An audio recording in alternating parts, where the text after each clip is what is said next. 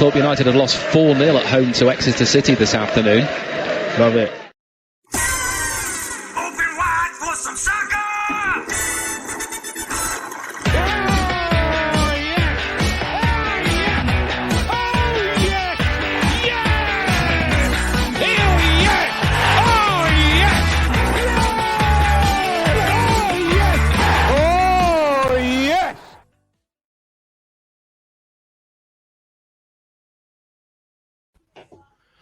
Good afternoon, everybody. Good evening. Welcome, everybody, to the DN35 podcast. It is an FA Cup special because for once we're still in it after the first round.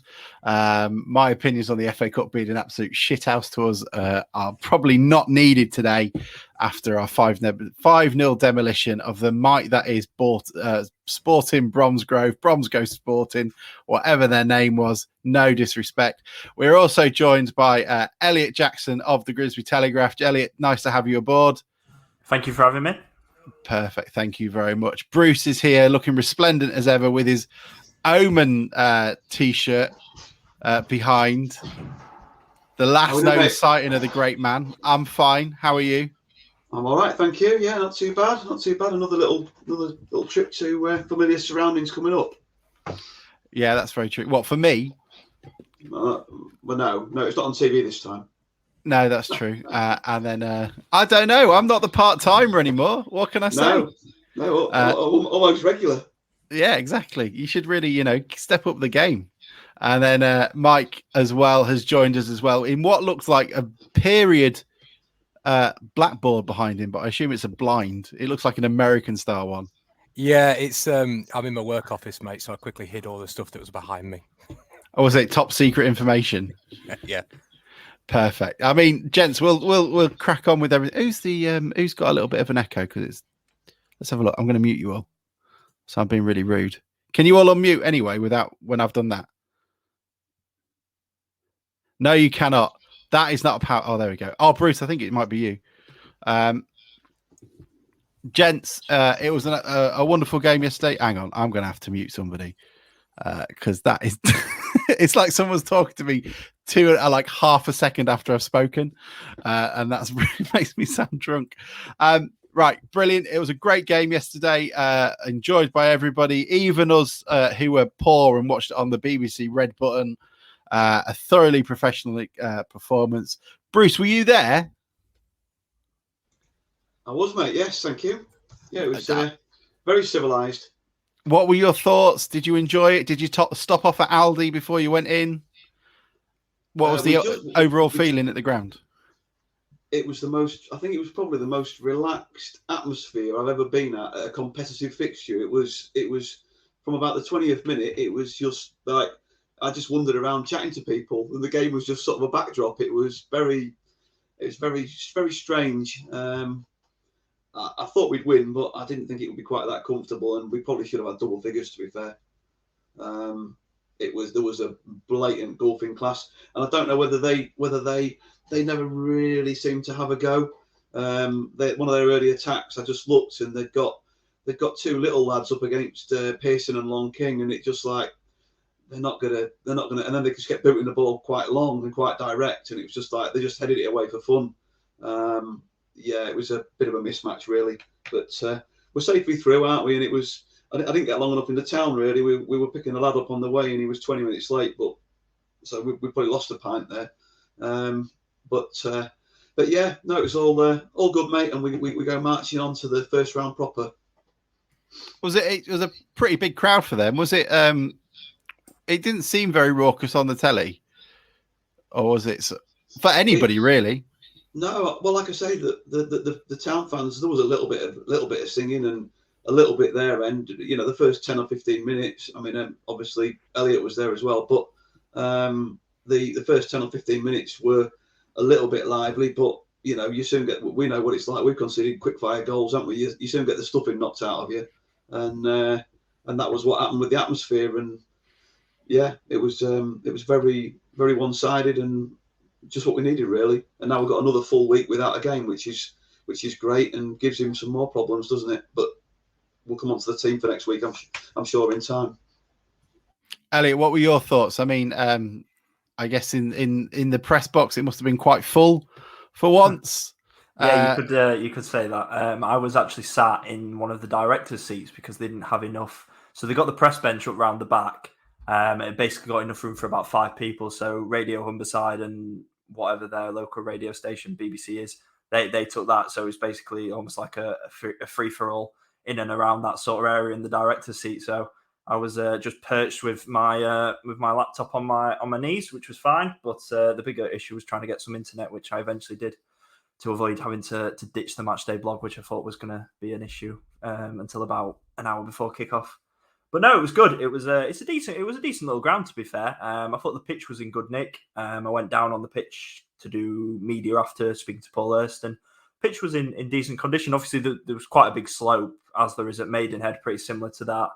But the actual grass itself was in decent condition to play football. There was only one sort of big bobble that I noticed, which was when Harry Clifton was running down the left in the first half and went to hit it with his left foot, and he just shot up and he basically shin padded it into the home fans behind the goal. So it was a good day out. There was a nice little Greggs across the road, which got me my lunch, which is always a result. But no, it was good, and I think Grimsby did everything they needed to do. It was a professional job. Paul Hurst had said when we did media on Friday that it was very much, you got all these sort of ingredients there for an FA Cup upset. You know, the TV were there. It's an early kickoff away from home against a team 2 divisions below. But Grimsby very much started the game very well. And the big test for them was, can they match the intensity and the tempo that obviously Bromsgrove were going to come out? The first 15 minutes of any tie like that, that's where the hosts can really do their damage, and Grimsby did really well to match that intensity, that running, and you knew as the game wore on that the quality and the fitness levels in particular would then kick in. So it was navigating that first 15 minutes, quietening the crowd down a little bit, and making sure that, you know, they were professional and did their due diligence, and to make 7 changes as well with that. It was a great performance, really, and good professionalism until obviously they then opened the scoring, and then the floodgates followed from then. Mike, what were the with the 7 changes that came in? Were there any that really stood out for you on the way that the team performed? Are there any particular headaches that Hurst has now for the game against Yeovil on Saturday? And did you enjoy watching it on telly? You're on mute. There you go. Oh, you're still on mute. I can't unmute you. Can't unmute your guests because they chose to mute themselves. That is rude. Yeah. What did you think? Did you enjoy Jermaine Beckford's analysis? Yeah, enjoy is a word. I don't think it's applicable, but it was really weird watching Town on the telly for the first time in ages. Had in-laws round, so I was sat in the corner being rude, ignoring everybody, just watching the game. In terms of sort of headaches for Paul Hurst, I think he's got that this season anyway. And I mean, making 7 changes yesterday sort of typifies that. The fact that our 2 centre-backs yesterday were probably what you would have said at the start of the season would be our 2 starting centre-backs. And it sort of shows the depth and strength we've got this year, that he can make those changes and give himself plenty of headaches. I think in terms of the players that came in, I think Revan sort of stood out. His finishing was, really good for a left-back. I'd be surprised if he stayed a left-back throughout his career. But yeah. I mean, the one controversial moment we had in the game was pretty cleared up pretty quickly by Lee Blease this morning with the goal that was not a goal, or was apparently a controversial decision if you listen to any of the BBC commentary. It was then found to be about 1.5 feet over the line. That is not that's just my ego coming into play then when I'm playing with the cameras. There we go. That was the... Oh, no, that's even worse. There we go. That was the image over 1.5 miles behind the line. So much so that it was basically in a different postcode. It was a nice header by David Lloyd King, who, by the way, seems to be the coolest man on earth whenever having a header. I've never seen a man seem to pose for each header that he makes. I mean, the picture before, it was, what was it? That one. The man oozes class every time he has a header. I've never seen anything quite like it. But I mean, it was a pretty good goal for him. I was a little bit disappointed, I guess. I don't know. What did you guys think about the second penalty? We can always go on and discuss Lenny because I know he always divides opinion. But what were your thoughts on the second penalty? Should Seb have been given the chance to complete his hat trick? I know, apparently, according to Paul Hurst, it was it Giles Coke went over and had a quick chat with him and saying, "Oh, leave it." I don't know, Elliot. Did you get to have a word with him afterwards? We asked Paul after the game about that, and I think Seb was interested in taking it, obviously, as you would be on a hat trick. But I think rather than you never like to see these things. It happens in the Premier League a fair bit where people like to spat and fight over the ball on the pitch. It just looks amateurish, and I think regardless, Giles Coate just went over and had a just leave him to it because you just don't need the attention, do you, on that? But he might have been better taking it in hindsight because obviously Lenny went and missed. Do we need to start talking about penalties? We jokingly put out on Twitter that we might need a penalty coach. I don't know what you gentlemen think about it. We have missed a few now. Granted, it usually comes from a position in which we don't need to worry too much. Is there anything to be said? Both that one and the McAtee one were pretty shit penalties, to be perfectly honest. They were both straight down the gullet of the keeper. Is there anything in particular just too calm and lucid because we 9-0 up at the time? Or am I reading far too much into it, trying to find controversy where there is none? I think the difficult thing is that they're not always have the same players on the pitch when we've been taking the penalties, have we? No. So I think like Elliot says that, and Hursty says, let them sort it out on the pitch as long as it's done properly. But yeah, I completely agree though. With the ones yesterday, to be honest, he could have taken it at 4-0 up. We were that made it 4-0. That made it 4-0. Sorry, no, at 3-0. Yeah, certainly the second penalty. It was an appalling penalty, wasn't it? I thought they were quite similar. To be fair, I think he just tried to sort of copy what he did the first time, and didn't do it. They look bad, don't they? When the goalkeeper stands still, they look worse. I'll tell you what did look bad, bless him. That one when he did everything right, turned the defender from just behind the goal. That was that shot over our heads. The left-footed one, yeah. Everything was perfect. Just drill it. But it was just that little bit of composure that was missing. But I thought his all-round play in general yesterday was excellent. And like we said before, but he has looked rusty. But I think that maybe some of that is testament as well to the way that Ryan Taylor's performed. That he's excelled what I expected of him this season, and I think he's probably played more minutes than anybody expected with Lenny's injury and things like that. So, yeah, I think Lenny is what Lenny always has been, and you could see Giles Coke pushing him towards the town fans when he scored the penalty. He's maybe one of those that beats himself up a lot, and he maybe wanted him to be able to enjoy scoring, and like you say, perhaps should have quit after the first one. I mean, he doesn't need to beat himself up. There are some town fans that will do it for him. I've never seen a player that has divided opinions so much. He's very much in my head a bit like Livo, especially now because he seems to have lost half a yard of pace. I think there are questions maybe about his fitness, or maybe it's his age. He certainly seemed to be a bit leggy when I saw him at Woking. But yesterday, I thought he had a really strong performance. I think he's the sort of player that brings others into play and brings them in.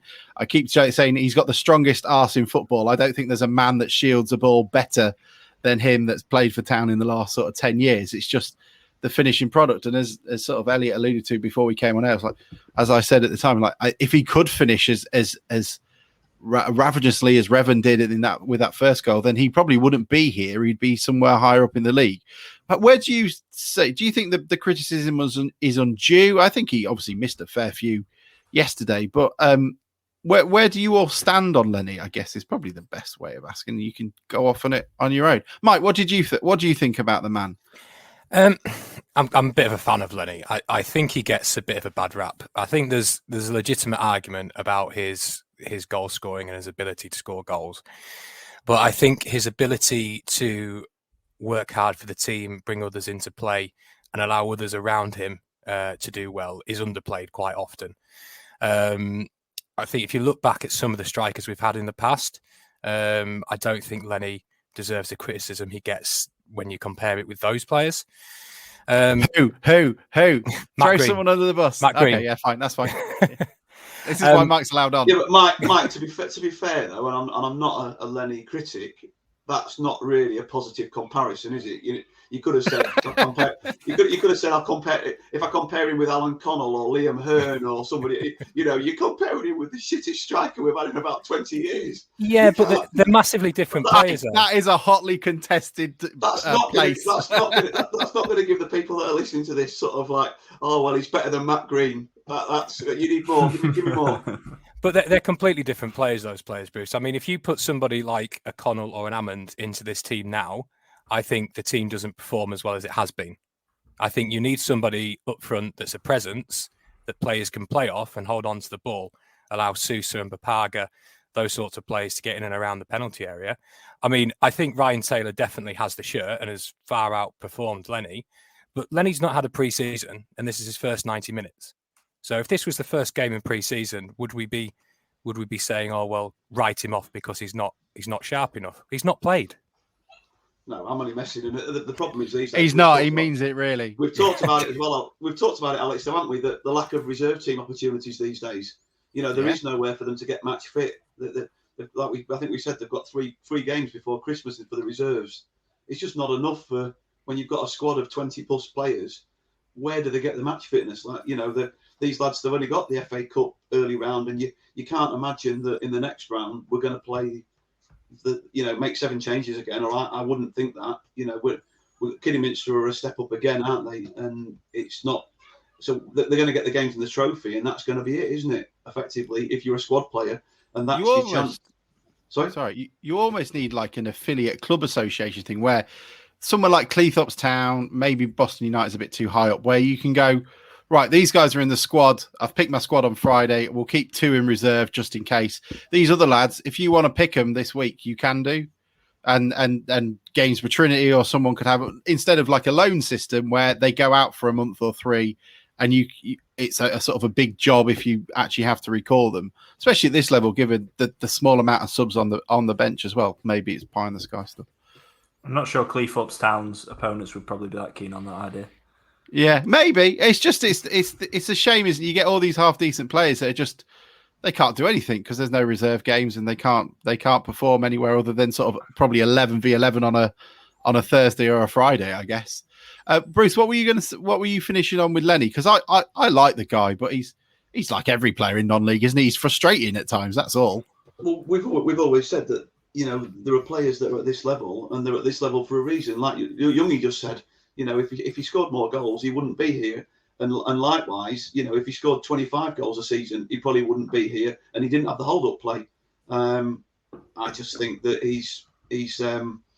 I think he's a good player, and I also think that Hursty has a couple of players where he's happy for them to be in his squad and not necessarily in his team. And that sounds absolutely ridiculous, but he's obviously a big character and a guy who is big in the dressing room, and they like him. And I think, just to change subject slightly, I've seen it with Giles Coke in the last 2 or 3 games, an older player who's been the first one onto the pitch at the end of the game, having not played. All right, he played yesterday, but he's absolutely made up for his teammates. He's hugging and they're high-fiving, and he's straight away this season got that squad unity that he likes, and I think Lenny's a big part of that. And yeah, I don't think he'll, if we keep everybody fit, I don't think he'll play that many games this season.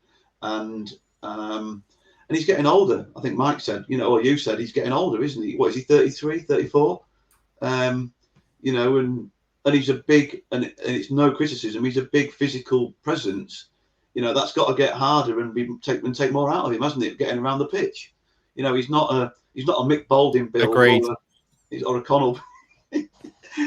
Yeah, all right. We'll not talk about your football today. But he's not that sort of build, is he? And like I say, he's muscular and he's big and he probably weighs quite a lot, and it can't be hard getting around the pitch.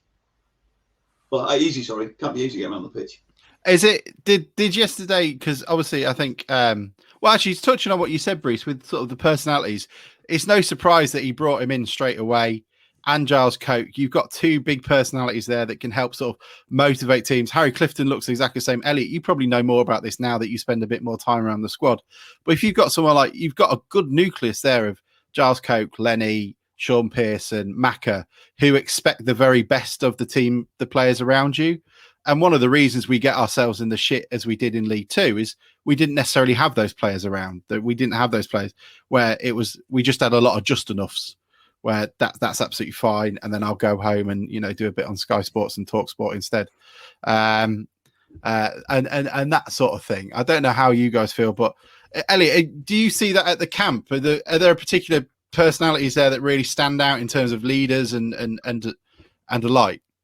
Yeah, I think you make a very valid point about the characters in the dressing room. It's important just for the makeup of the squad that you've got enough players and that balance is there. And, you know, these are players in Lenny and in Giles Coke in particular that are players that are still very active within the squad. As you say, we fully expected both to start yesterday. It's the sort of game that they come in and, you know, Giles Coke in particular is not someone that coming into the season anyone expected to be on the fringes. Paul Hurst has said as much after the Woking game that if you'd said to him at the start of the season that Giles Coke wouldn't be in his team, he'd have said that's not true or you're mad, basically, because he'd expect him to be part of that. And, you know, they've got players that are in the dressing room for a reason. And they've got these people that are still, but they are very much playing an active role. And I think it was important with the recruitment drive in the summer that they did bring some of those characters back in the summer, like bringing Sean Pearson back to the club, as you've said there, but equally complementing that with the younger players that they've got. And I definitely see some of the younger players growing into roles. I think Harry Clifton in particular is really good. He's been fantastic from what I've seen so far. And he does seem like the sort of player, having interviewed him after Woking as well, that could grow into a sort of leadership role as he gets older and a bit more senior within the group itself. So, yeah, I'm liking what I'm seeing. On Lenny, I think that it's fair to say, for me, the thing that struck me, which is, you know, why I wrote a piece this morning saying that they should probably look at another striker, was just purely because there was a chance in the first half where he was slipped through 1-on-1 at 3-0 and he forced a double save from the goalkeeper, but it was the way he went to strike the ball, and it just didn't look natural. It didn't look like a natural finisher going through on goal. And yes, you can put that down to rustiness or confidence, but I still think it just didn't strike me as a natural goal scorer. And I just think if Ryan Taylor was to get injured for 6-10 weeks or whatever, because, you know, he himself is the wrong side of 30. So I just wonder if he was to get an injury, if they could rely on Lenny both from a fitness point of view and also from a goal scoring point of view for an extended run of that. That's not to say they sign a striker and stick Lenny on the scrap heap. It's just to say, do they need another option coming off the bench if Taylor was to get injured, for example? And I just think that is the one hole potentially in the squad, because otherwise, you know, for a National League club, the strength and depth they've got, you know, having 4 centre-backs of the quality they've got, for example, really interested to see what he does at right-back against Yeovil in particular. And left-back, he's got a decision now as well, because Crooks has been, for me, one of the most underrated performers of the season so far. And then Seb goes and gets 2 goals and takes his chance with an assist as well. So the strength in depth that they've got at the minute, it's making it hard for Paul Hurst, and he's going to have to be ruthless with his decision-making. I feel very Talk Sport now, trying to find the negative in sort of, it's a shame that Lenny missed that last penalty rather than flicking it the other way. Because if you'd have missed the first one and then put away the second, it'd have been a nice little confidence booster on the way out. But I mean, a couple of people have come in. Leach said Lenny has never looked like a naturally in front of goal. To be fair, that's a bit harshly. Andy Carr said regarding Lenny, I remember Nathan Arnold saying how you appreciate how much Lenny offers, and the players enjoying having him around the team when they're playing with him. And that's one thing we've sort of discussed, that he does bring people into the game. California manager said he absolutely loves Lenny, thought his hold-up play yesterday was excellent. We don't need him to score 20 goals a season. We need him to bring others into play and let them do their thing. 5 goals yesterday suggests it worked. All hail the king. California manager Mariner is not at all, biased in his thoughts there.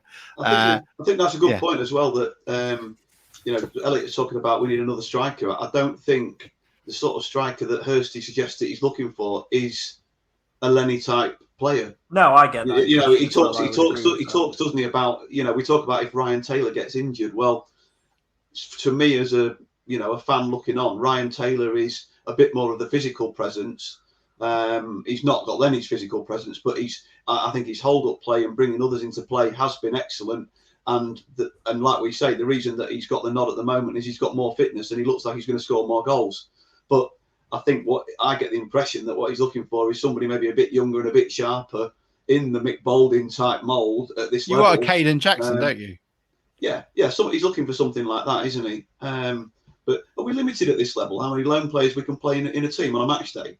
Anybody know? I don't think so off the top of my head, because obviously it's just a completely different. We were in the Football League, weren't we? Was it 5? Yeah. Was it 5? Yeah, I still think it's national. 5. It's 5 in the National League, in the Football League. Sorry, I don't know if that carries through.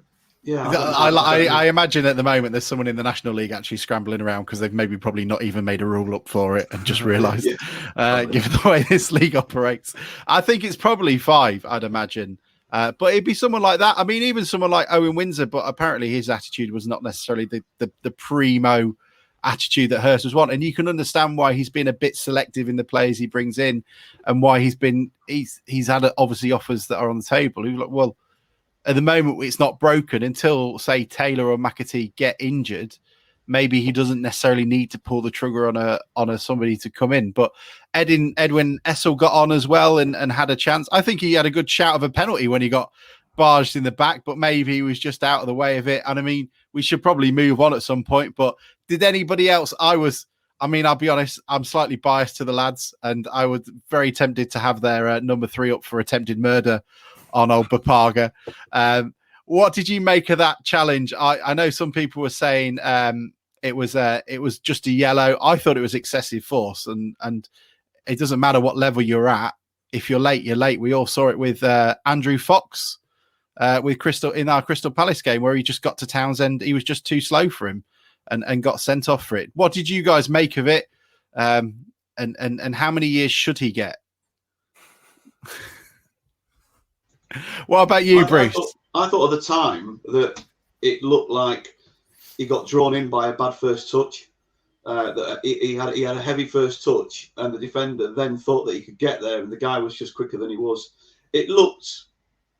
I wouldn't have wanted a red card for that. I thought it was a yellow card, and that was it. Just he got there late, and because he was travelling at speed, because his body had to travel at speed, because like I say, his first touch wasn't great, and it just gave the defender what he thought was a sniff, but he just had more pace and got there in front of him and got a toe on it, and he did a triple Selco. Is anyone going to support me on this, or are we all of the manner that it's a yellow? I think if that's in the Premier League, he gets sent off, doesn't he? And it's probably an orange in the way that, if you want to liken it with VAR, I don't think VAR overrules that if that's a yellow or it's a red. I think that is down to interpretation. It's somewhere in the middle. There's definitely, when you put the argument of excessive force in it, you can't really argue with it. He does absolutely clatter him. But I also think Bruce will have a go. Like Bruce. No, I think like what Bruce says, I don't think it was malicious. I think Sousa slightly overruns the ball, doesn't he, with his first touch, and that's what draws in the defender. But he just absolutely clatters him, doesn't he? Like, it looked bad from where I was sat. Yeah, it looked bad from in real time looking at it. Obviously from the stand. But then to watch the replays I've seen on the internet this morning, it looks even worse on TV. Sorry, go on. I think, as Elliott said, if that's higher up or if it's on the continent, then that's probably people are looking at a red, but not at that level. I think it was late. Not in Bromsgrove. Yeah, not in Bromsgrove. not on the telly. But yeah, I think it was late and nothing else. So a yellow card. Just going back to Elliott's comments about the VAR and all that sort of stuff. When I did get home, when I got home, Maisie got dropped off because she'd made the wrong choice yesterday. She wanted to go do something with her friends instead of come to the game. But I got home and she wanted to watch the full 90 minutes that I'd recorded, and I thought it was hilarious when the goal that they were deciding wasn't in, and the ref was looking at his watch only to see what time it was. And I think Beckford was trying to work out whether they've got goal line technology at Bromsgrove. I should. Yeah, his watch is vibrating, is it? The closest thing they'd have to goal line technology at our level would be some sort of cow that sits up or stands down or sits up if it goes over the line. I thought the commentary was they were hoping for the upset that it was pretty much washed out. Andy Carr makes Jermaine Beckford's comments regarding Papaga Insigne, who's been theatrical, were laughable. I absolutely agree. They also certainly made a meal of the header that wasn't that was. It was a shame for them. We obviously ruined their day. Before we move on, are there any players that you'd like to sort of single out for performances? I thought Fox, who I thought had a pretty poor game at Woking, was really good yesterday. I thought he moved the ball around well. I thought Crooks was particularly performed well as well. That's probably the second game that he's stood out. What about you guys? I thought Bapega stood out in a different position, which was interesting, playing him in that number 10 role rather than on the wing. Something he's done at Coventry in particular, from what I gather, playing more centrally, playing two-touch rather than out wide where he can drive. And I just thought he was too much for him because he got that freedom to basically work across the width of that attacking third, link up in the right channel, in the left channel. I thought him, Revan and Clifton down that left-hand side, sort of playing little triangles, really, really tore them apart. And it's interesting with McAtee potentially being out of Yeovil, although they are hopeful he'll be fit for that. If he's injured, does Bapega get a go in that role? Because you're now looking at it, and if McAtee's fit, he comes back in at number 10.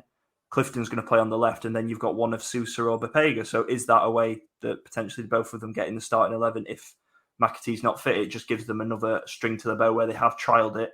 What I would say is the fact that I'm not sure whether Paul Hurst would do it in a National League game, because I do think the work rate you get from McAtee in that number 10 role compared to Bapega off the ball is quite noticeable and quite different. So I think he'd probably be more likely to go 4-3-3 with that same personnel and move Clifton inside one, probably. I think he's played Sousa a bit in that role, hasn't he? I think there was one of the games where McAtee went off, and I think he played Sousa sort of more centrally in the McAtee role. But yeah, I thought the only thing I would say yesterday is that it was a brilliant game to get some of them game time, and like we said, they got the result that we all wanted. But I thought that they obviously, I thought they stood off us a little bit for even in the first half. Maybe after the goals went in, it knocked the stuffing out of the players as well. But I thought we had quite a lot of time yesterday in space on the ball, and we didn't get closed down. So it's quite hard to judge some of the players. They can only play the opposition that are out there, but it's quite hard to judge just how good they were with the opposition. You know, you can only beat what's in front of you effectively. Yeah, it's interesting you point that out just on that, because it was quite evident from where we were, and we're right behind, obviously, the dugouts. After that first goal went in, you could just hear their manager, Brendan Kelly, just screaming, get up the pitch, and they looked sapped. Even 15 minutes in, once that first goal had gone in on the around the 20th minute mark, they just couldn't get up the pitch. And then you've got the two centre-halves comfortable bringing out, Giles Coke splitting in front of the defence and just picking easy balls up, and they just couldn't get up the pitch to press them. And that was after about 20 minutes after that first goal went in. I think they put that much into the first 10 minutes and trying to make it difficult for Town that they just succumbed when that first goal went in. And you could just hear him on the sidelines just constantly berating them, trying to get them up the pitch, but they just couldn't do it. Oh, well, it was a thoroughly professional performance. It was one of those where I think they could have shook hands at half time and saved everyone 45 minutes. I think Bapaga's goal at the end was a lovely one to finish it off with. Beautiful turn and got away from his man. He'd been threatening it all day as well. Lee was talking about, I assume strikers as an alternative. He was talking about Billy Walters. Apparently he's got, what links does he have at Grimsby? Does anybody know? Lee, what links does he have? He's born in Epsom. We've got water in the docks. Oh yeah, is that it? Is his dad Joe Waters or something? He probably is now. Or Billy the Fish Senior. What, Lee? What's the link? Send it through and we'll put it up. But he's an option, and I'm sure you know what Paul Hurst will do. He'll pull out a person we've never heard of that scored 2 goals for Newport over 385 games, comes in and scores 25 for us, because that seems what he's able to do. Elliott, I mean, he's a man from your neck of the woods. What have you made of Paul? And sort of how he goes about it. I mean, I absolutely adore him now in terms of the way he can go about changing a squad. What have you seen with him, with your experience, and what differentiates him from other managers, I guess? Yeah, first of all, he's, from a media perspective, really good to deal with. He's approachable. He gives you a bit of personality, which can't be said for every manager. Some are closed books. Some you can ask them 10 different questions and they'll give you the exact same answer for all 10. But you do sense that there's a level of openness there and a level of honesty. So that's always good from my perspective, from a work point of view, that you can ask more intricate questions and perhaps maybe more personal questions, and he'll answer them and he'll give you some insight. And that's what we want as journalists and what we want to try and give for the fans that obviously want to know more about the team. So he's been really good to deal with. The club as a whole and the media department are really good to deal with. And I think that he's done a really, really good job in terms of transforming the squad. As you said, I think he's weeded out those characters that weren't fighting for the shirt perhaps as much as they could have been last season, or just that general attitude. Because, you know, he said something interesting yesterday when he's talking about the size of the squad and the fact that he's going to have some players that are not going to be happy that they're not playing. But equally, he said it's so important that even when that is the case, that it's not a fractious group and everyone is in the same boat. Yes, some players will be less happy than others because they're not playing as often, but that's natural with football. That he can accept. But the harmony within the group is really, really strong, despite that some are getting less game time than others. So I think that he's installing a mentality that will be important as we get into the months, because Town are going to have a bad spell at some point. You know, we've not really seen the character of the team massively tested by a bad run, although they obviously responded brilliantly from losing at Bromley with 3 National League wins in a row and then obviously winning the FA Cup as well. But there will be a run where they maybe win 1 game in 5, for example, and that's where personalities and the harmony within the group will be tested. And from what I've seen and from the way Paul speaks and from what we see in, you know, when we go down to the training ground stuff, it seems a really tight-knit group. And I think he's certainly the right man to sort of lead this rebuild under ambitious owners. And momentum's such a huge thing, I think, especially from like League One to the National League. You've seen with Southend, for example, how they've dropped League One, League Two, bottom end of the National League, because that negative momentum is huge. Grimsby, the fact they've had the takeover, it's born a new era for them. And if they can get it right, you could see how this club could really move through the divisions. And obviously, I don't want to go too early. I mean, we're at 11 games into the season in the National League, so you know. Elliott suggests championship within 5 years' time. I think that is your headline. I think that is what I've just said, basically. But you know, you can see what he's trying to do and how he's trying to restructure and rebuild the club, even from things like just like restoring a bit of pride in the training ground. They've made sure there's been like licks of paint just to freshen things up in and around, because it was starting to look a little bit tired and old. They are looking for a new training ground as a separate issue anyway, but just tidying things up, timekeeping, things like that. It just seems like a more professional and structured group. And that's really important, especially when they have got a bigger squad and you're only allowed to name 5 players on the bench, that everyone's still pulling in the same direction and knows that if you drop out of this team at the minute, it doesn't matter who you are. Ultimately, if you lose that shirt, like look at Mitchie, for example. He was one of the best players in the opening 10 games of the season, gets sent off with a lack of discipline.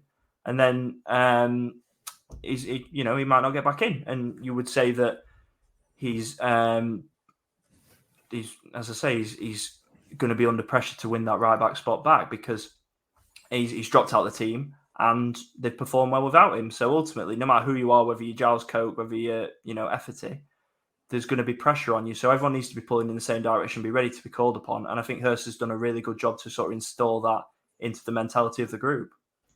I think if McAtee's fit, I think the right back is the biggest call on Saturday.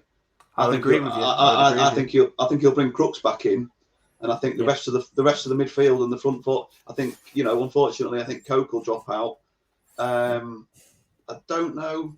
I think Bapega gets the nod. I think Bapega gets the nod ahead of Sousa. I think from what Paul was intimating at a little bit with the fact that he said yesterday, if I was one of the front players that had played, I was going to say, and not scored, then I would be very disappointed. And I was talking to John, who obviously does the Radio Humber side, and we were sort of trying to who could he be sort of going after a little bit, well, not going after, but what I mean, sort of hinting at.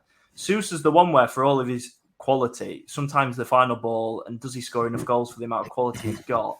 And then you've got Bapega, who, yes, he could have had a couple more yesterday, but he's got 2 assists. He scored a very good goal at the end, and he's got that flexibility as well in terms of versatility. He's winning penalties as well. Exactly. So I think Bapega gets the nod ahead of Sousa at the minute for me, and rightly so. and then the rest of the team sort of picks itself apart from right back. Right back's interesting. I mean, I would stick with Sears. Sorry, I'll shut up now. Yeah, I think I would. I think I would Sears as well. at the minute. I don't see what he's done to lose that shirt. I thought at Woking was his best performance comfortably. I thought a little bit nervy at Altrincham, which is understandable because that was a tough away game and he'd only just made his debut against Dover, which you can't really put much down to because, it was 5-0 at half-time and an out whitewash. But then I thought he really grew into the performance. I mean, he played one lovely ball at Woking in particular, sort of inside their fullback and split to put Sousa through. And he just looks like, certainly going forward, he was solid defensively even at Altrincham, but going forward, he looks more confident, like he's more willing to carry the ball, more willing to play more dangerous passes to try and get the wingers in. And I just think he's growing into the role. And you've got to look at what has he done wrong.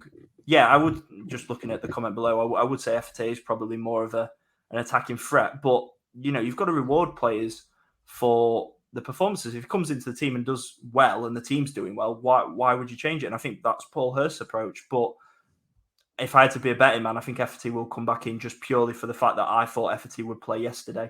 And I thought he would get some minutes into him given his missed 3 games. And the fact that he played all 90 minutes makes me think that FT will probably come back in. Mike, what were you going to say? Yeah, I think with Papaga, after a bit of a nervy sort of start to the season, I know he said to the Coventry media that he had COVID, which might have explained it. I think just every single game, he just looks like he's getting better. And I think that is a reflection on the sort of manager Paul Hurst is, where he can take these young players, which he's done everywhere he's been at, and sort of bring the best out of them.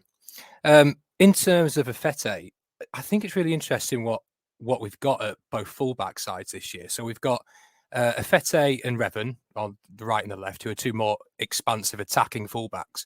But then you've got someone like Crooks and Sears, who you may argue are more defensively solid wing backs. So he's got a huge array of options for however he wants to set up with his fullbacks. And just having all those options around the team, you've got that up front and in midfield. It just shows you any situation we're in, we can sort of adapt to play a different way. So I think that's really interesting. We talked about a run a bit ago about sort of what the club will do when they get a bit of a challenge going. We haven't lost consecutive games now for 26 matches. That goes all the way back to sort of March of last year when we'd lost 3 in a row to, who was it off the top of my head? I'm looking at it. I think we lost to Harrogate. We lost 1-0 to Harrogate. We lost that game with Stevenage when Waterfall let the guy through. And then the 2-1 defeat to Forest Green. And ever since, we've not lost consecutive games. So that's how far you now have to go back to find it when we've sort of done that. So it'll be interesting to see exactly when that happens and how quickly we can turn it, because that's usually the sign of a good team.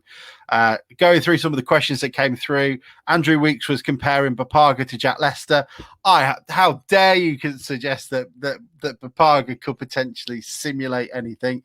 Lee Chisholm said that Waters has family around here and he grew up with his nana in Cleethorpes for a few years. It was mentioned when he was at Cheltenham. I didn't know that. Nanas are a massive part of the whole Grimsby Town infrastructure. If it wasn't for Nanas, I don't think we'd have had Dean Henderson either. She lived in Caister, I think. And then Richard Young was saying as well, the only thinking to recall Feki will be considering the attacking options he gives. Revan and Feti linking with our wide forwards is a frightening prospect for most defences at this level. I think most defences are terrified of us at the moment. The game yesterday doesn't help. As I said on Twitter, I wished Sousa and Papaga would stop doing nutmegs, especially when Sousa's only on a 12-month contract. If he could cut that out while he was on telly, would be really appreciated. And so we can sort of keep him up under wraps. Kidderminster next in the draw, a team obviously that we've played a fair few times now. The sad part is obviously the catering isn't up to much now, apparently. What are your thoughts on that draw? And I would like to think that we will be favourites going into that tie. It gives us a good chance of getting into the second round and then potentially a little bit of a money spinner if we were to get through that as well to the third round. What were your thoughts? I would have liked, someone like Sudbury. But Mike, what were you thinking of it? I'd have liked an easier draw, somebody like Scunthorpe or something like that. I think it's... I need a sound effect. It's on paper, it should be a game we win, but football's not played on paper. I think it's a tougher game. It depends. Does the National League allow it? Yeah, I think it's a game we need to be careful of. I think they're mid-table in the league below. Got plenty of old league players in there, so they'll know the way around an FA Cup game. So I think it's got to attack it the same way we've attacked this one. Take it seriously and try and move on to the next round. They didn't make a meal of it though. Like, how does it take 3 hours? Like 20 minutes to get a load of balls. I do wish one day they'd absolutely fuck it up, and hang on, there's a ball still left in here as they go to find out the home team and then find out who they're playing. Have you ever watched the Champions League draw? That is the ultimate. Like, is it?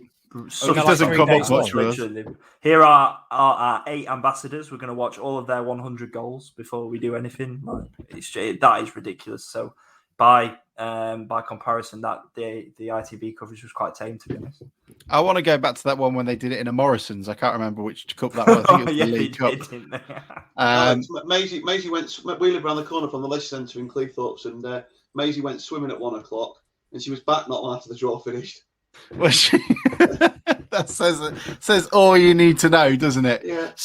So Kidderminster coming up, which will be nice, and we'll hopefully get someone on from the show to talk about what Kidderminster can bring. And then we've got Yeovil at home. What do we know about Yeovil? Is there anything that we do know about Yeovil? The only thing I remember, it was the nadir of Big Knot's reign, was it not? When didn't someone get sent off for fighting our own players? Bruce? I can't tell you that, but Jamie Osborne scored a great goal against Yeovil, didn't he? Going back a bit further, Andy Parkinson scored a cracker against them. I'm sure it was them. We scored some good goals. Ashley Sasanovic, remember him? He dribbled through at, is it Huish Park where they play? Is that right? Somebody? That is correct, yes. They do. That was it. He jinxed through there. It was a 3-0 defeat. We lost. Carly Osborne. Carly Osborne and Mitch Rose got sent off. And I wanted to think, didn't Gavin Gunning get sent off? But apparently I'm wrong. Haven't they got, what's his name now? Adi Yusuf. Didn't Yusuf go there? 1 moment, please. Yes. We've got Ruben Reid up front as well, which is obviously an EFL folklore hero, having travelled around the lower leagues. I'm trying to look. Chris Dagnall. His name rings a bell. Chris Dagnall, he played Barnsley, didn't he? I'm going Alex, I don't know why we're doing this, really. We don't care about the opposition. It's all about us now. It'd only be 20 minutes long. We don't even need. We don't even need the old. Wasn't it Buckley or was it Cloughy? Let them worry about us. We're not worried about them. Yeovil have apparently got Mitch Rose. Is that right? Penn. Yeah, Lee's just said so as well. Bloody hell! That's the unbeaten run gone, isn't it? Penalty. 3 wins in a row. Penalty, 89th minute. It's 0-0. That's the grim bearing in you. Hopefully they'll let one of our lads take it. Yes. That's close to being negative. That is. I mean, it's a pretty good place to be at the moment, I guess. Elliott, did you do much work with the club beforehand? Did you know much about town before you got the job, or?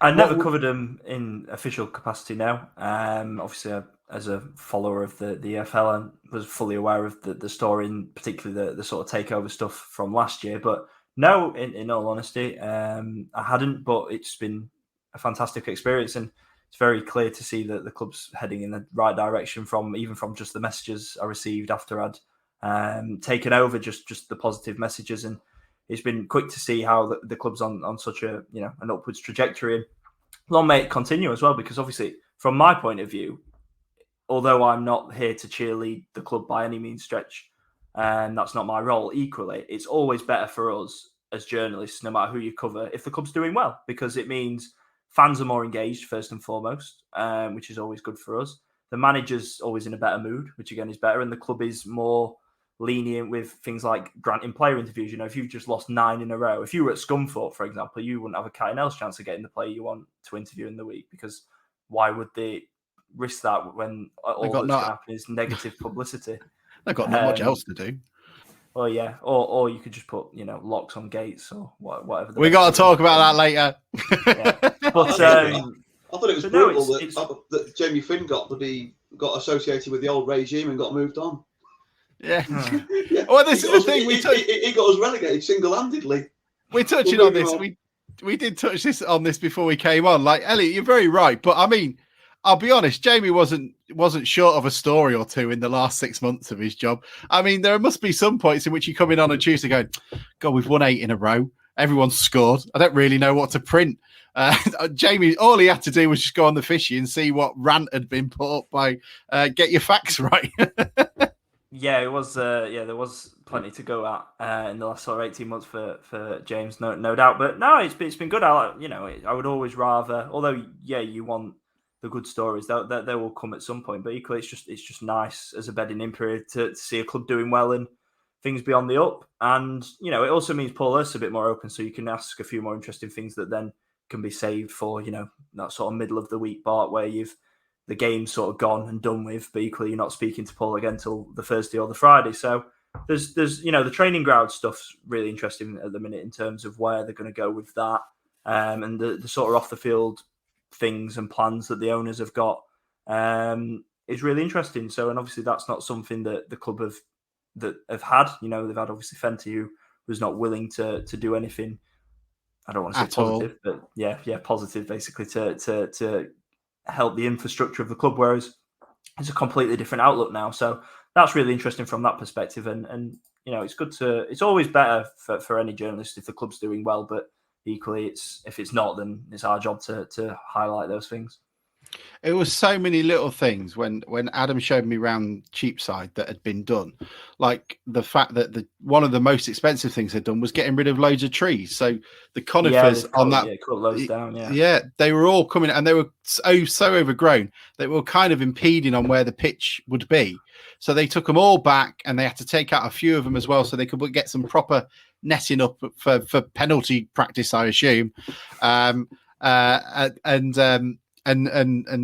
those silly little things that they've got going. Yeah, and this is kind of what I was sort of saying earlier when I was saying about just adding that touch of professionalism. And I asked Paul about obviously the training ground on Thursday, which I've not used yet, so I'm spoiling my own quotes here. But about the fact that in sort of player recruitment, when you're looking to bring in players, particularly on loan from clubs that are higher up in the pyramid, they're going to be used to a certain standard. Now, you're obviously not going to be able to match the facilities of Manchester United, Manchester City, etc. But just things like this, it just adds that extra professional. And it can be the difference to tip the balance that a player wants to come to you rather than someone in the same division as you that's, looked after the training ground a little bit better. And having new facilities when they do move as well will only help with that as well.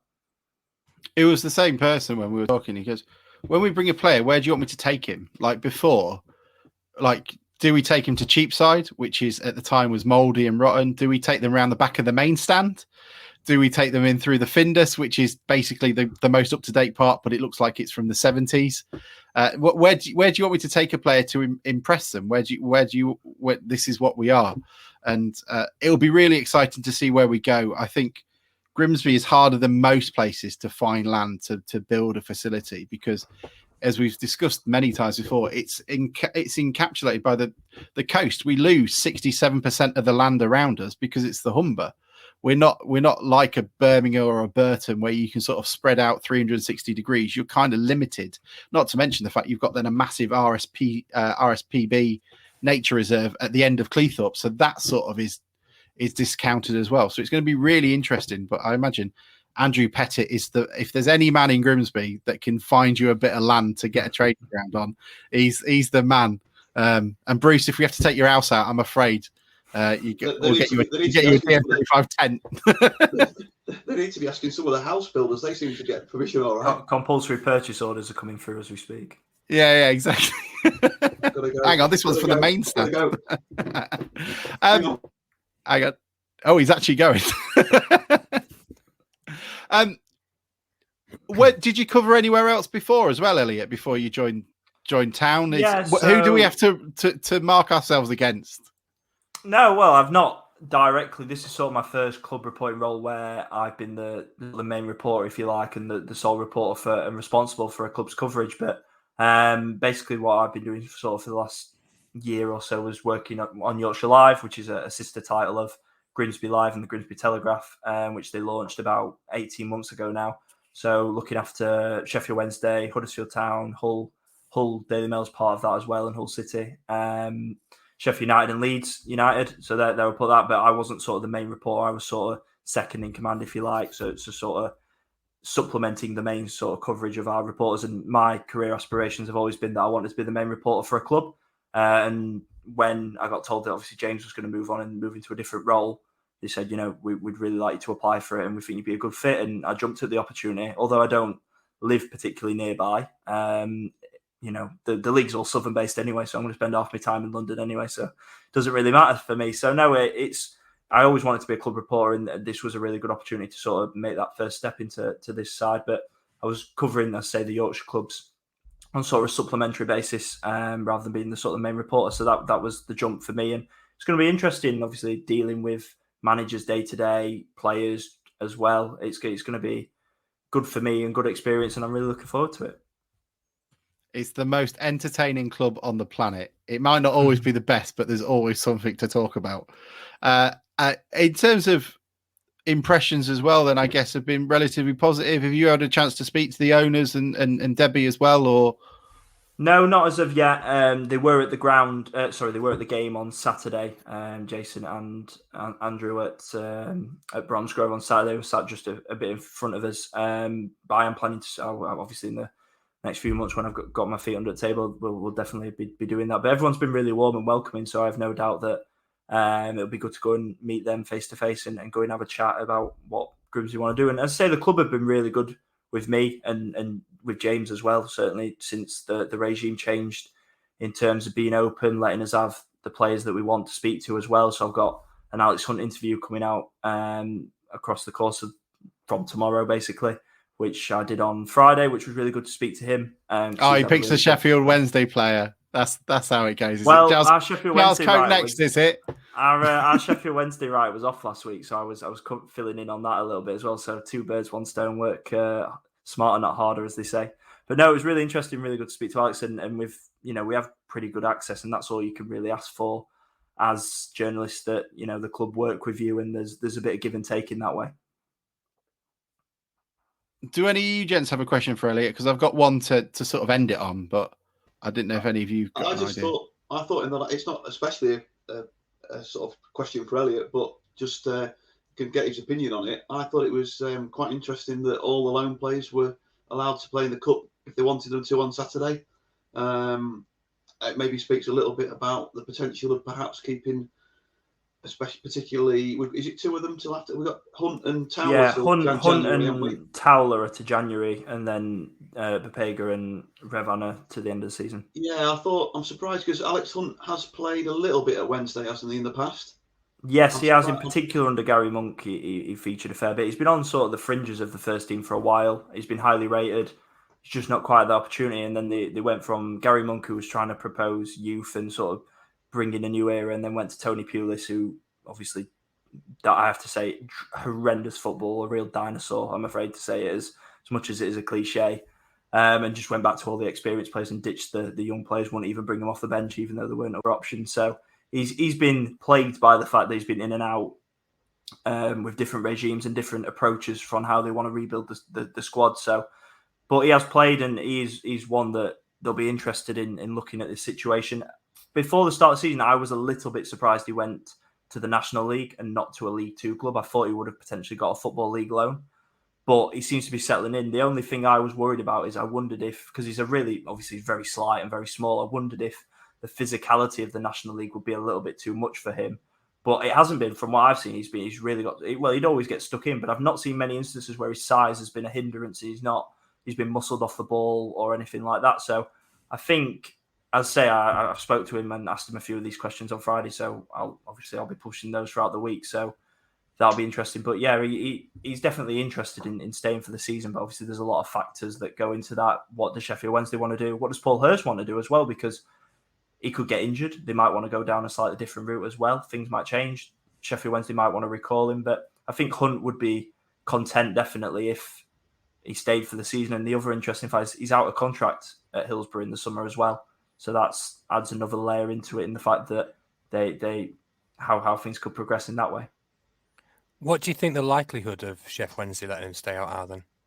I think they're quite high. I think if I think the biggest factor that could stop him staying is if a League Two club that's doing really well comes in and guarantees him game time. That could be one where Wednesday look at it and go, we could recall him and send him out on League Two and he could play week in, week out, and that helps his progression further. But I don't think Alex Hunt would be against staying. I think he'd be quite open and happy. Well, he said as much to me to spoil one of my pieces. He said he's open to staying for the rest of the season, definitely. And also, if Grimsby are doing well, you've also got that sense of wanting to see the job through. If they're near promotion, players that have played a long part in promotion up to January, if Grimsby are doing well at the top of the league again, you've got that added sense of wanting to see the job through, get a promotion on your CV and things like that, which plays in their favour. So if you put a gun to my head and said, will he be there at the end of the season, I would edge closer to yes rather than no. But he could get injured tomorrow and be out for 3 months, and that would change everything, obviously. So there's a lot of factors that go into these conversations, and there's different people with different interests. But the most important thing is Alex Hunt would be willing to stay, from what he told me on Friday. So that bodes well.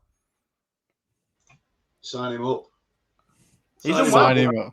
I knew his technical ability would stand out. It was just, whether the physicality would be a little bit too much. But technically, he's above National League level, definitely. And it'll be interesting to see, how he progresses for the rest of the season as things go. But he's impressed me. He's done well. I think he's someone that suits Paul Hurst's style of play, especially when, you can get drawn into playing a more physical, direct battle in the National League. So having a midfielder that wants to get on the ball, wants to pick the possession off the two centre-backs and play through the lines is really good for Grimsby.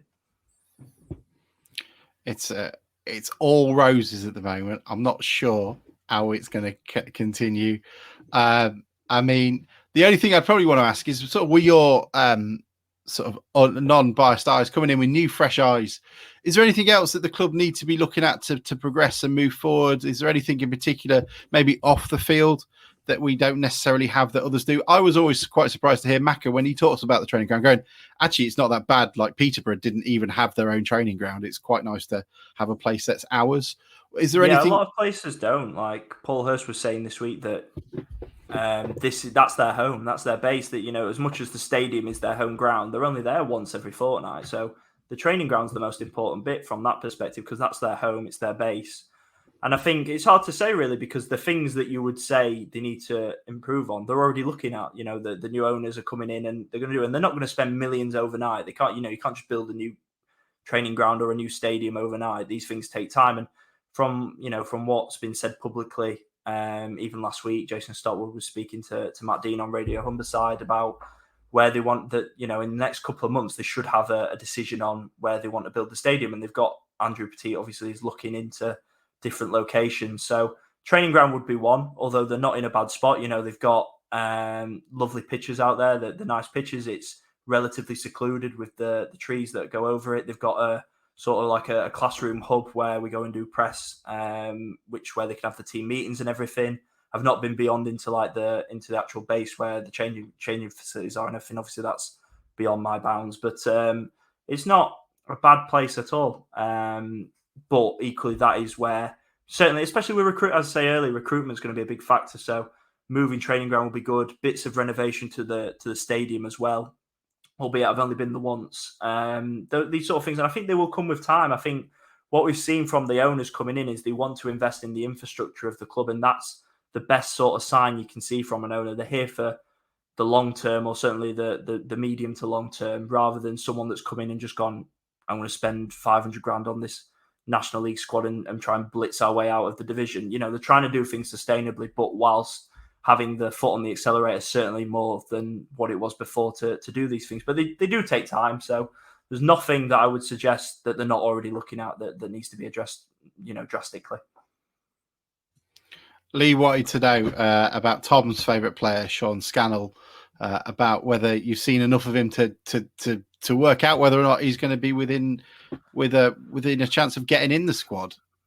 It'd be interesting. He'll certainly be around the fringes. He's not going to be fit for. He's not going to be when I say fit, he's not going to be training with the squad for another fortnight at least. It was probably a month when he got that scan back, so he's not going to be back training with the first team for at least 2 or 3 weeks. Then he's got to get match sharp, and he's not played obviously since pre-season, so he's well out of that in terms of rustiness. So it's going to be a while before he does come back into the reckoning. And they've got an abundance of options on the wing at the minute and in that forward line. Who would you leave out? Would you leave, you've already got Papega, Sousa, Clifton and McAtee fighting for 3 spots. Where do you leave someone out? Maybe it could be a different option up front, as we were talking about with Lenny, and a different option up front instead of Ryan Taylor. So I think that maybe it could be an option up there, but it's going to be off the bench at the minute because there's so much competition. And why would you change things when these players are doing so well already and a match fit and sharp? And Scannell's not proven he can be relied upon fitness-wise, and he's going to take a while to get back up to full match speed. So the answer would have to be no at the minute, but obviously a lot's going to change until he's not going to be ready to start games for another 5 or 6 weeks, realistically, because he's not going to be back in training for 2 or 3 weeks. Then he's got to get up to match speed. If he can play, for the reserve team a couple of times, that would help. Or, as we were saying earlier about the lack of games, that doesn't help either. So it's going to be a while before he's even really in proper full contention. I mean, they've been quite cautious with Max Wright in the way that they were only ever going to bring him on for the last 5 minutes at Woking. He said if Clifton or Sousa had got injured at like half time, he wouldn't have been able to bring Max Wright on. So he was only going to come on for the last 5 minutes. And then they went, it was very much, we asked him, is he in contention to start at Bromsgrove? And the answer again was no, we don't want to overload him. So if they're being that cautious with Max Wright, Scannell's been out for even longer and is older. So I don't see him being in contention to start. You might even be looking at, if Grimsby were to get to the FA Cup third round, maybe that's the sort of area they could be looking at. But I don't see him being really up there challenging for another 6 weeks, really, to start games. That's maybe the thing as well with nice the forwards that he's got. We forget that we've got a forward in Joel Grant that we've not seen yet. Yeah, Joel Grant. Joel Grant could be back as well in about a fortnight, which is when good. He should be back training. When we talk about, he literally came on against Cleetown in the first friendly and went off after about 15 minutes, and we haven't seen him since. So, that's another player that's in the squad that you almost forget is there. Danny Rose. When we took, what do you have to? Bloody hell! Sorry, mate. He's here. He's on the books. He's ready to go. He's raring. Well, he's at Darlington now. He's gone. He's only got a month though, and then he's back because they ain't going to keep him for longer. They'll find a 5G mask. As it turned them round. How are they doing? How did they do yesterday? Did they win? Hopefully they win. We want them to go on a great run, don't we? Absolutely. I mean, that's a hell of a swap, isn't it? We get Enrico Sousa and they get Danny Rose. Well and truly been done. Andy Carr spoke about the club regarding moving forward, talking about scouting in the area. He says that they're not fully scouting future local talent properly. Many tournaments, I'm led to believe, GTO don't have scouts at the games, yet many other clubs do in regards to local lads going to clubs and signing for ones such as Lincoln and Hull, who I guess have got better facilities and a longer reach at the moment. But it'll be interesting to see if that gets tackled at any point. Lee said as well that do they call him Scans because that's what he's always having. Very good. They lost, apparently, according to Richard Young, who's been brilliant so far, and we probably need to get him in. They lost, and Rose was an unused substitute. So he's doing really well there. At least said is Murray. If he'd have played, they'd have won. Oh, if he'd have played, they'd have won. We're on a sales pitch, Alex. Come on. Yeah, that's true. Get with the game. They'd have won if he'd have played. And Lee wants to know if Moraes is still training with the youth team. Is that true, Elliot? Have you seen? I don't know off the top of my head, if I'm honest, but I can certainly ask the question. Mr. Weeks, I know you're around the club at some time, so if you want to answer that, you could more than welcome send it in. But I think that's it, really, gentlemen. We've had a bloody good week again. Another hammering of a team. And, Yeovil come up next. Hopefully the run continues. And then we go on to Got No Fans Wealdstone, and we can get 3 points there as well. Any last thoughts before we depart and everyone can go and enjoy their Sunday evening? Good stuff. Good. Well, Elliot, thank you for joining us. Mike, thank you as well for joining us. Bruce, always a pleasure. Cheers, mate. And thank you for making an effort and changing the shirt in the background as well. I've got about another 5 pods in me, then I'll have to retire. Oh, is it? Is that it? I went in my shirt box tonight, and it was a little bit. I was like trolling them out. But hey, do you want the Linwood one? No, you're all right. Thanks. I've got a Scotland one. I'd rather put up. I might even be coming to Wealdstone yet. Just Good depends man. whether- It's about time you came to some games. You'll be there, won't you?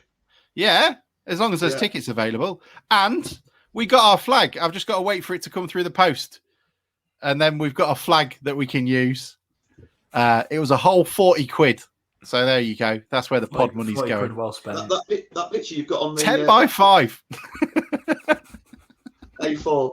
That picture Yeah. you've got on the background today, the smoke bomb. It was. I'm right in the middle of that. It was about an 8-year-old. Oh, it was you, was it? Is that why you're giving Maisie an alibi?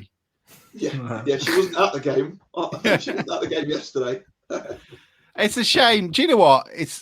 I'm kind of torn because they do look nice and they do look quite spectacular. But if they cause people respiratory problems, if they cause issues for the club, then knock it on the head. There's no point. And it's nice to see that everyone stayed behind the barrier yesterday, at least when we scored. Maybe it was a bit too high for those portly gentlemen that like to get on the pitch. A bit like that Scunny fan who was trying to do it at Harrogate, if anybody saw that video, which was always amusing.